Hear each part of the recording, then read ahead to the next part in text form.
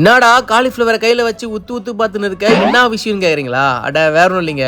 இங்க மம்மி மதியம் சமைக்க காலிஃப்ளவர் கேட்டாங்க. சரின்னு கடைக்கு போய் வாங்கிட்டு வந்தேன். ஆனா வாங்கிட்டு வந்ததுக்கு அப்புறம் தான் தெரியுது இது காலிஃப்ளவர் இல்ல, ஆளே காலி பண்ற ஃபிளவரா இருக்கும் போலக்குன்னு. அந்த அளவுக்கு உள்ள ஃபுல்லா ஒரே புழுங்க. இதை பார்க்கும் போதே எனக்கு காலிஃப்ளவர் சாப்பிடணுன்ற ஆசையே போயிடுச்சு. என்னடா இவ்வளவு புழு இருக்கு, இது என்ன பண்றது? பேசாம தூக்கி அந்தாண்ட போட்டுடலாமா, இல்ல மம்மி கிட்ட எடுத்துட்டு போய் கேட்கலாமான்னு சரி எடுத்துட்டு போய் கேட்போம். அவங்க என்ன சொல்றான்னு பார்த்துட்டு முடிவு எடுத்துக்கலாமே. அந்த காலிஃப்ளவர் எடுத்துன்னு கீழே வேகமா வந்து எங்க அம்மாட்ட காமிச்சா, எங்க அம்மா அந்த காலிஃப்ளவரை பார்த்துட்டு சும்மா கம்முனுக்குது. ஏமா என்னம்மா உனக்கு பிரச்சனை, இவ்வளோ புழு இருக்குது, சமைக்க போறியான்னு கேட்டேன்.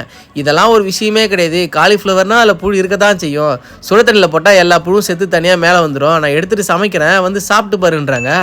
இல்லைம்மா மதியம் ஒரு ஃபங்க்ஷன் இருக்கேன், நான் அங்கே சாப்பிட்டுக்கிறேன்னு சொல்லிட்டு நைஸாக எஸ்ஸாவலான்னு பார்த்தா நைட்டு இதே தான் குழம்பு, நீ சாப்பிட்டு தான் ஆகணுன்றாங்க. அம்மா இந்த மாதிரி புழு இருந்தால் நீங்கள் சமைச்சு சாப்பிடுவீங்களான்னு கொஞ்சம் கமெண்ட்ல சொல்லுங்க.